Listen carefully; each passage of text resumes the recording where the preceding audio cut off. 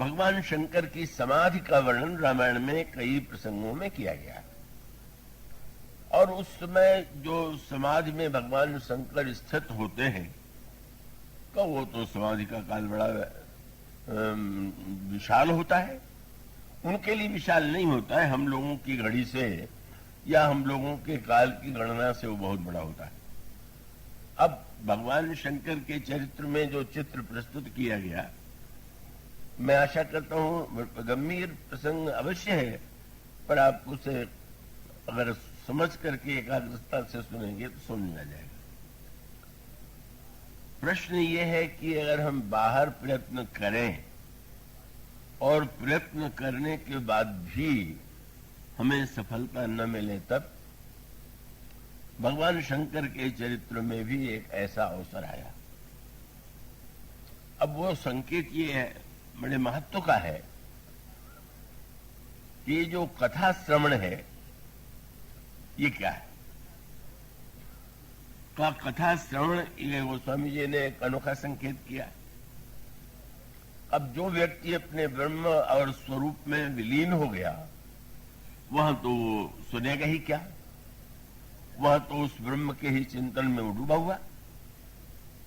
लेकिन रामचरितमानस में एक अनोखी बात कही है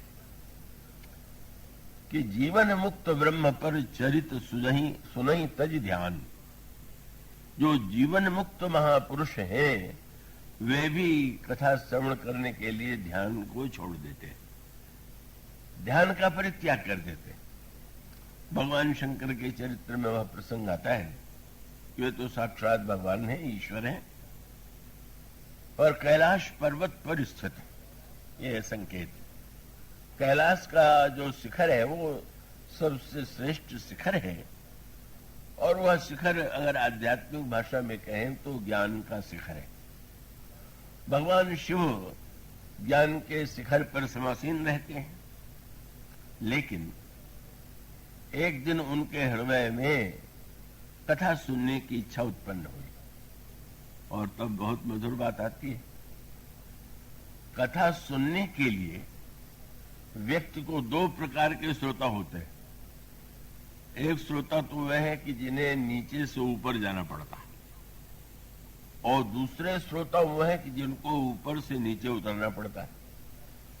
तो अधिकांश श्रोता तो बेचारे वही हैं कि अब भाई पहले कथा में बैठे तो शीत से पढ़िए, ऊपर उठिए। ये एक अच्छा लक्षण है कि शीत बढ़ रही है और श्रोताओं की संख्या भी बढ़ रही है, तो अब शीत से भयभीत नहीं हुए। तो यह जो स्थिति है, इसका अभिप्राय कि पहले शीत की चिंता नहीं किया, घर के कामकाज को भी थोड़ा सीमित किया, छोड़ करके आए और इन सब करने के बाद जब बैठे तो मन को उसमें कथा सुनने में कान के साथ मन को जोड़ लिया। और जब व्यक्ति श्रवण और मन से और बुद्धि और चित्त को जोड़ करके कथा सुनता है तो उसे आनंद आता है पूरा। पर अनेक विघ्न आते हैं, नींद आ जाती, अनेक लोग इस कष्ट से कष्टग्रस्त दिखाई देते हैं। इस बार कुछ कम दिखाई दे रहे हैं, शायद विलंब कम होता है, इसका एक लाभ होगा, या शायद शीत का प्रभाव हो। तो जो भी हो, तो अधिकांश व्यक्तियों को तो जब सुनने आवेंगे तो धीरे धीरे शरीर से और निद्रा से और इन सब बातों से ऊपर उठेंगे तो सुनेंगे। लेकिन कुछ श्रोता ऐसे होते हैं कि इतने ऊपर होते हैं, जैसे अब लक्ष्मण जी ने भगवान राम के चरणों में प्रणाम किया और प्रणाम करके कहा कि आज मैं कुछ प्रश्न आपके सामने लेकर के आया हुआ। प्रभु चकित हो गए।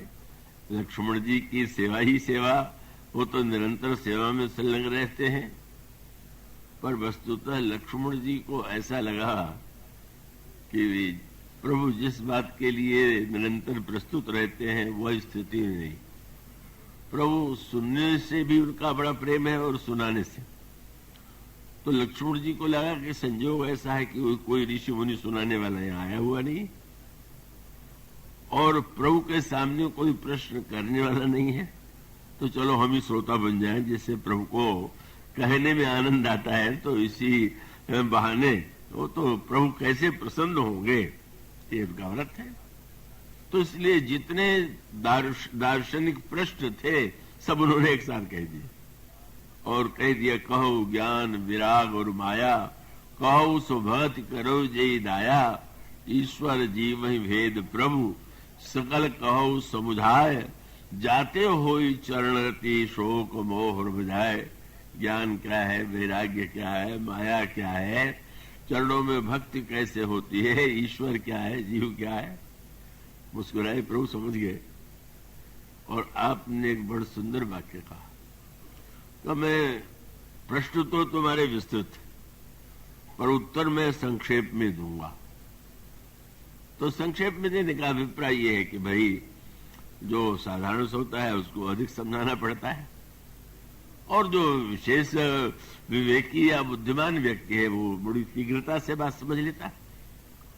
तो प्रभु ने ये कहा कि मैं तुम्हें थोड़े में सुनाऊंगा, लेकिन तुम्हें इस बात का ध्यान रखना होगा।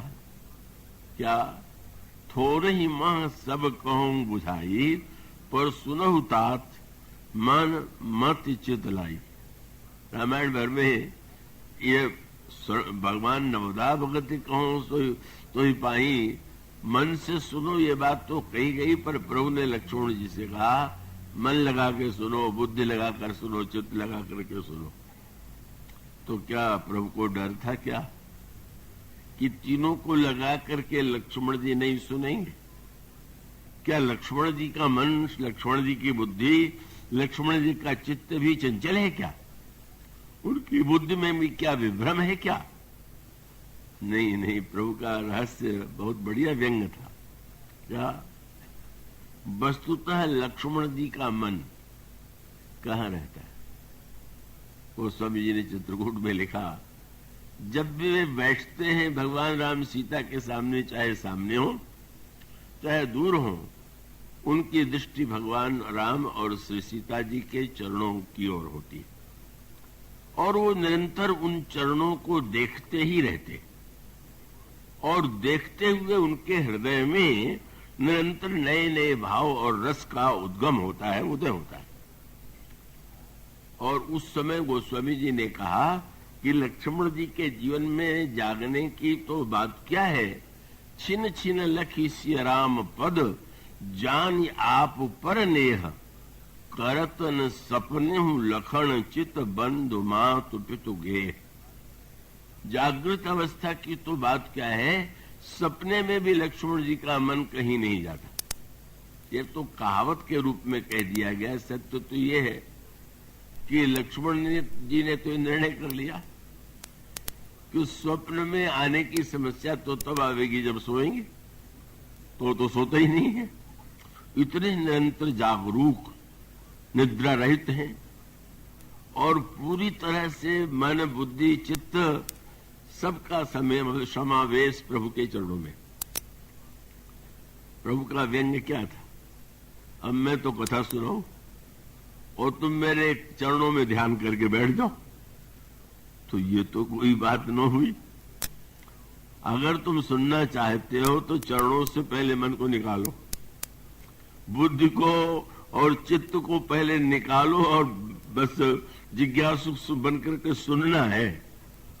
मानो लक्ष्मण जी जैसे महापुरुष को तो सुनने के लिए भी थोड़ा अपने को बाहर निकालना होगा, तब कहीं सुन पाएंगे, नहीं तो सुनाई क्या देगा।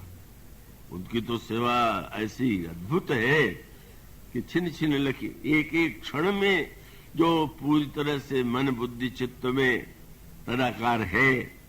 भगवान कहते हैं अगर सुनना है तुम्हें तो मन बुद्धि चित्त को लगाओ। इस प्रसंग में वो गोपियों के उस प्रसंग का ध्यान आ जाता है जिसमें देवर्षि नारद ने किसी गोपी को देखा कि यमुना के किनारे वह नेत्र मूद करके पद्मासन से बैठी हुई। आश्चर्य होने लगा, भला यहाँ ब्रज में योगाभ्यास? अरे लगता है ये ध्यान करने वाली गोपी को ये पता नहीं है कि कृष्ण कौन है। तो उन्होंने गोपी को पुकारा गोपी ने प्रणाम तो किया, कहा महाराज आपने तो मेरे बड़ा विघ्न कर दिया, मैं तो समाधि का अभ्यास कर रही थी। अरे गोपी इतनी ना समझी, जिन भगवान का साक्षात्कार करने के लिए समाधि में जाया जाता है ध्यान के द्वारा, वो तो नंद बाबा के यहाँ बालक के रूप में जन्म ले चुके हैं। क्या तुमने उनको नहीं देखा है? क्या तुमको नहीं जानती हो? गोपी ने कहा महाराज बस आपने तो मेरे ध्यान का सत्यानाश कर दिया। क्या वो जिस नंद नंदन के लिए आप कह रहे हैं वह मेरे हृदय में, मन में, प्राण में, बुद्धि में इतना समा गया है कि घर का काम काज नहीं होता और तो आलोचना होती। तो मैंने सुना है कि अभ्यास करने से मन खाली होता है, तो मैं ध्यान इसलिए कर रही हूं कि कृष्ण किसी तरह से मन से निकले, तब न हम काम करें। तो नारद जी ने साष्टांग प्रणाम किया, धन्य हो तुम, ध्यानाभ्यास वसीकृतेन मनसा यन निर्गुणम निष्क्रियम। जिस निर्गुण निराकार ब्रह्म को पाने के लिए योगी लोग ध्यान करते हैं, उस ब्रह्म को तुम निकालना चाहती हो, नहीं निकलता, तो तुमसे बढ़कर के महान कौन होगा? कितना विलक्षण। वही जो संकेत आता है कि बस सर्वत्र सर्वदा हर काल में हृदय तेव श्याम मूर्ति फलन इत उत्जात। तो अब गोपियां जो हैं वो तो उस दिव्य स्थिति में है, लक्ष्मण जी उस स्थिति में है, और इसी प्रकार से भगवान शिव जो है, भगवान शिव तो स्वयं ही ईश्वर ही है, पर ईश्वर होते हुए भी कैलाश पर्वत जो ज्ञान का सर्वोच्च शिखर है, अब जब कोई व्यक्ति श्रोता बनने चले तो ज्ञानी बन के न चले। वक्ता को तो ज्ञान में बैठ के बोलना चाहिए और श्रोता को हृदय में बैठ के सुनना चाहिए, क्योंकि बुद्धि और ज्ञान में सुनेगा तो तर्क ही करता रहेगा, इन्होंने ये वाक्य गलत कहा, इन्होंने ये सही नहीं कहा। बुद्धि का स्वभाव टकराना है, सामने वाले व्यक्ति को काटना है। तो श्रवण तो आप तब करते हैं, देखना माने अपनी आंखों पर विश्वास, और सुनना माने दूसरे ने जो देखा है उसको सुनने का अर्थ है दूसरे की वाणी पर विश्वास। भगवान शंकर धन्य, वे निर्णय करते हैं कि नहीं, कैलाश पर्वत से उतर करके हम दंडकारण्य में जाएंगे। कहां? दंडकारण्य मानो अपवित्र मन का साक्षात प्रतीक है। अब मैं धीरे धीरे उसको क्रमशः और स्पष्ट कर दूंगा। दंडक बन प्रभु की न सुहावन, जन मन अमित नाम के पावन। तो ये जो संशयग्रस्त, जो दंडित, जो पापग्रस्त है, जो मुनि के द्वारा शापित है, वह भूमि दंडकारण्य। भला कैलाश की ऊंचाइयों को छोड़ करके श्रापग्रस्त का उस दंडक भूमि में जाना कैसी अनोखी सी अटपटी बात है। पर भगवान शंकर धन्य है। भगवान शंकर का तात्पर्य यही था मानो कि नहीं, स्वयं आप यह भी पढ़ते हैं कि भगवान शंकर ने तो रामायण का निर्माण अपने हृदय में कर लिया था, पर मानो सूत्र यही था कि हाँ, दंडक वन अपवित्र रहा होगा, लेकिन जब स्वयं साक्षात भगवान वहां आकर के निवास करने लगे तो दंडक वन प्रभु जब उससे स्वीकार करने, तो दंडक वन प्रभु कीन स्वामन के साथ साथ कहा गया। अगस्त्य जी से प्रभु ने पूछा कहाँ रहे, तो उन्होंने कहा कि दंडक वन पुनीत प्रभु करहु, उग्र शाप मुनिवर करहु। उसका अभिप्राय कि हमारा मन यदि अपवित्र है, दोषग्रस्त है, तो भगवान के द्वारा ही अपवित्रता दूर होती है। भगवान शंकर को ऐसा लगा कि जब भगवान ने स्वयं उस भूमि को धन्य बना दिया, तो इस कैलाश की ऊंचाई की अपेक्षा दंडक वन ही अधिक दर्शनीय।